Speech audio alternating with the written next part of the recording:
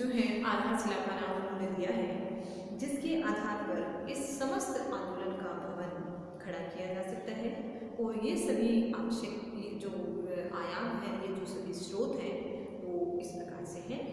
इसमें बेटा आपको एग्जाम में कई तरीके के क्वेश्चन पूछे जा सकते हैं, जैसे व्यवहारवाद के प्रमुख आयामों के नाम बताइए, व्यवहारवाद क्रांति के उत्पन्न होने के प्रमुख कोई 3 कारण, व्यवहारवादी क्रांति के कोई 3 उद्देश्य, क्या करना चाहता था व्यवहारवाद, ये सभी चीज़ें प्रमुख 3 विशेषताएं जैसे कि मैं भी आपको आयाम आपको बताऊंगी, उन आयामों का किसी का भी परिभाषा के रूप में पूछना, जैसे विभिन्न विशेषताएं जो है वो मोटी मोटी अभी आपको जो बता रही हूँ, उनमें जैसे नियमितता है, क्रमबद्धता है, सत्यापन है, यथार्थ दृष्टिकोण है, मूल्य मुक्तता है। तो इनमें से किसी भी बिंदु का जो है आपसे परिभाषा के रूप में अलग से क्वेश्चन किया जा सकता है। तो आप फोकस करें हर एक बिंदु को कि उनको आप बेहतर तरीके से समझें और बेहतर तरीके से समझ करके आप जो है उनको बढ़िया तरीके से तैयार करें, ताकि किसी भी तरीके से अगर कंप्लीट क्वेश्चन भी पूछा जाए 20 नंबर का, तब भी आप आंसर दे सकें। और छोटा क्वेश्चन भी अगर इनमें से कोई बनाया जाए, वैसे देखा जाए तो राजनीति विज्ञान के आधारों में व्यवहारवाद का अपना एक अलग महत्व है, अपना एक स्वतंत्र महत्व है। ये एक इंडिपेंडेंट अप्रोच है, जिसको आप आधुनिक दृष्टिकोण से भी नहीं जोड़ सकते हैं, उत्तर व्यवहारवाद से भी नहीं जोड़ सकते हैं। कहने का मतलब ये एक अपने आप में अलग वाद है, दृष्टिकोण है, और उसको आपको स्वतंत्र तरीके से बड़े क्वेश्चन के रूप में तैयार करना है। बड़े क्वेश्चन के रूप में तैयार करने से लाभ ये होगा कि बड़ा क्वेश्चन पूछ लिया जाता है, आप बेहतर तरीके से उसको अटेम्प्ट करेंगे। और अगर उसमें से कोई छोटे क्वेश्चन बनाए जा सकते हैं, तब भी आप उनका आंसर देने में सक्षम हो सके। इसलिए बेटा हमेशा इंसान को अपना टारगेट जो है, अपना जो तरीका है, वो लार्ज स्केल में रखना चाहिए। बड़े तरीके से अगर आप एक अच्छे तरीके से आप विस्तृत तरीके से तैयारी करती हो, तो उसमें से बारीक चीज़ें आपको निश्चित रूप से तैयार होंगी। लेकिन अगर आप तैयारी ही बारीक तरीके से करती हैं, तो उसका विस्तृत रूप देना आपके लिए संभव नहीं होगा। इसलिए हमेशा अपना टारगेट जो है वो हाई रखो। हाई रखने का तात्पर्य कि हाई में से आप कितना प्राप्त करते हो। अगर सोच और आपकी तैयारी हाई लेवल की होगी, तो आप जितना प्राप्त करते हो वो आप और उसे हमेशा बेहतर श्रेणी में रहोगे। क्यों? क्योंकि लेवल जो है वो हाई होता है, तो निश्चित रूप से जो लोग अपने नॉर्मल लेवल पर चलते हैं, उनसे आपकी पहुंच हमेशा आगे होगी। इस प्रकार से मैं आपको इसमें मोटी मोटी विशेषताएं बता रही हूँ। तो व्यवहारवाद की मूल विशेषताओं में से, प्रमुख विशेषताओं में से सबसे पहली विशेषता है नियमितता। नियमितता का मतलब ये है कि राजनीति विज्ञान एक ऐसा विषय है जिसमें नियमितता बनाए रखना आवश्यक है। नियमितता और क्रमबद्धता, ये दोनों ही चीज़ें राजनीति विज्ञान के व्यवहारवादी दृष्टिकोण में महत्वपूर्ण मानी। क्यों? क्योंकि वैज्ञानिक दृष्टिकोण के आधार पर और राजनीति विज्ञान को विज्ञान बनाने का बीड़ा जब राजनीति विज्ञान के व्यवहारवादियों ने उठाया, तो वैज्ञानिक दृष्टिकोण को राजनीति विज्ञान में कन्वर्ट करने के लिए आवश्यक हो गया कि इसके अध्ययन में भी नियमितता लाना और क्रमबद्धता लाना आवश्यक है। नियमितता का तात्पर्य मैं आपको यूँ बताऊँ कि राजनीति विज्ञान में एक रोटेशन चलता है, सेम वैसे ही उसी क्रियाविधि से वो सारे कार्य संपन्न होते हैं। जैसे प्राकृतिक विज्ञान में मौसम को लीजिए, आपको एक उदाहरण बताती हूँ कि नियमितता किस प्रकार से। तो प्राकृतिक विज्ञान में मौसम विभाग को लेकर के, मौसम को लेकर के हम जब बात करते हैं, एनवायरमेंट को लेकर जब हम बात करते हैं, तो एक नियमितता होती है निश्चित रूप से। नियमितता जैसे कि मान लीजिए कि अभी सर्दियों का सीजन चल रहा है, सर्दियों के जस्ट बाद किसका सीजन आएगा? गर्मियों का सीजन आएगा। गर्मियाँ बहुत ज़बरदस्त होंगी, उसके बाद कौन सा सीजन आएगा? बारिश का मौसम आएगा। और बारिश का मौसम ढलते ढलते दीपावली तक वापस सर्दी का मौसम शुरू हो जाएगा। कहने का मतलब क्या हुआ कि प्राकृतिक विज्ञान में एक नियमितता है, नियमितता और क्रमबद्धता है। ऐसे नहीं हो सकता कि सर्दियों के बाद सीधा बारिश का मौसम आ जाए। होता है क्या ऐसा? कभी नहीं होता, क्योंकि उसमें क्रमबद्धता और नियमितता होती है। और उसी क्रमबद्धता और नियमितता को आधार राजनीतिक विज्ञान के व्यवहारवादियों ने बनाया।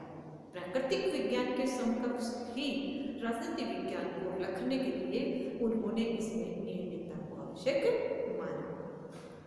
इसके बाद सत्यापन राजनीति विज्ञान के व्यवहारवाद का प्रमुख बिंदु है। सत्यापन का मतलब, जिसको इंग्लिश में कहते हैं वेरिफिकेशन, सत्यापन का मतलब कि आप जो कुछ भी काम करो, जो कुछ भी आप सिद्धांत बनाओ, उसका ठोस आधार, ठोस प्रमाण आपके पास है।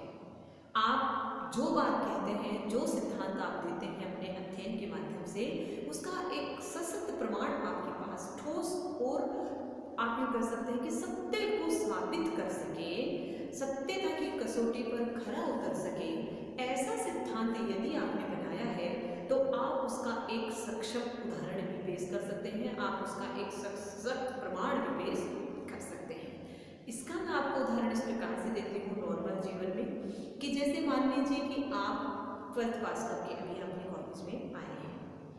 12th पास करके आप जब आए हैं, आपके पास आपकी ओरिजिनल, मान लीजिए कि 12वीं की मार्कशीट, अंक तालिका अभी तक नहीं आई है। आप उसका फोटोकॉपी यहाँ पर जमा करवा देते हो।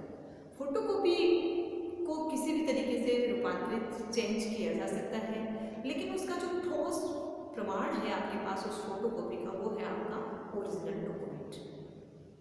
ओरिजिनल डॉक्यूमेंट को हम कभी ना कभी आपसे वेरिफिकेशन के लिए जरूर मंगवाएंगे। क्यों? क्योंकि जो आपने फोटोकॉपी हमें प्रमाण के रूप में दिया वो सफिशिएंट नहीं है। उसका ओरिजिनल प्रमाण सत्यापन करने के लिए आवश्यक माना जाता है, और वेरीफाई करके हम आपकी फोटोकॉपी से मूल अंक तालिका का मिलान करते हैं, और मिलान करने के बाद पाते हैं कि आपने जो फोटोकॉपी हमें प्रस्तुत की है वो निश्चित रूप से आपके ओरिजिनल डॉक्यूमेंट का ही प्रतिपूर्व था। आपके पास ठोस प्रूफ है कि आपने 12वीं का एग्जाम पास किया है, और आप सर्टिफाइड कर रहे हो, इस चीज को निश्चित कर रहे हो कि आपके पास जो मूल अंक तालिका है वो बोर्ड की है, और बोर्ड ने उसको प्रमाणित किया है। तो ये सत्यापन जो है, ये आपकी सत्यता को साबित करने का एक ठोस आधार, एक ठोस प्रमाण होता है, और वो राजनीति विज्ञान के व्यवहारवाद में अपने अध्ययन में शामिल किया। उन्होंने कहा कि हम मानव और कल्पना के आधार पर कोई भी बात नहीं कहते हैं, बल्कि हमारा जो तात्पर्य है, हमारा जो उद्देश्य है, वो मूल और ठोस प्रमाणों को प्राप्त करना है, ताकि हम सत्यता तक पहुंच सके। इसके लिए उन्होंने सत्यापन को अपने अध्ययन में शामिल किया। इसके बाद उन्होंने तकनीक का प्रयोग किया। उन्होंने अपने अध्ययन में तकनीक का प्रयोग करने का तात्पर्य क्या है? जैसे मान लीजिए कि आपके घर में पंखा है, पंखा जो लगा हुआ है उसको देख करके उसमें कोई ना कोई तकनीक लगी है जिससे वो घूमता है, स्पीड बढ़ाते हो तो स्पीड बढ़ती है, कम करते हो तो कम हो जाती है। कहने का तात्पर्य कि उसमें कोई टेक्निकल ऐसी विधि लगी है जिससे वो चलता है। आप उसको देख करके, पंखे को देख करके उसको और अधिक मॉडिफाई करो, और अधिक उसमें क्रांति लाओ, और उसको और अधिक आप यूँ कह सकते हैं कि एडवांस बनाओ।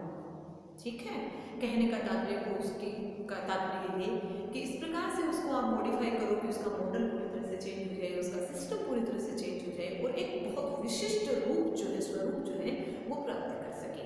इसके लिए आप एक विशेष तकनीक का प्रयोग करोगे, और वही राजनीति विज्ञान के व्यवहारवाद ने किया कि जो चल रहा है उसमें मैं बेटर, उसमें मैं श्रेष्ठ कैसे करूँ, ये श्रेष्ठता प्राप्त करने के लिए उसने विभिन्न तरीके की तकनीक जो है वो अपने अध्ययन में शामिल की। इसके बाद मूल जो बात है वो ये भी है कि उन्होंने मूल्य मुक्त अध्ययन किया।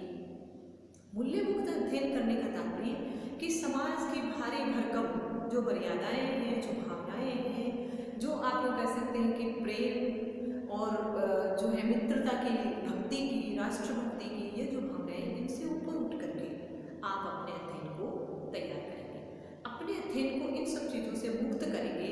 समाज की इन भावनाओं से आप अपने आप को स्वतंत्र रख करके जब आप वास्तविक अध्ययन करेंगे तो निश्चित रूप से आप सत्यता के बहुत करीब होंगे।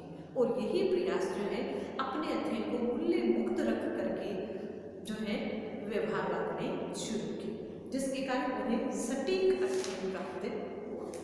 इसके बाद उनके अध्ययन में थी समग्रता। समग्रता का मतलब विशालता। और विशालता का तात्पर्य ये था कि राजनीति विज्ञान का व्यवहारवाद, हालांकि आधुनिक दृष्टिकोण ने इस बात की शुरुआत कर दी थी, मूल्यमुक्त भी था वो, उसमें समग्रता भी थी।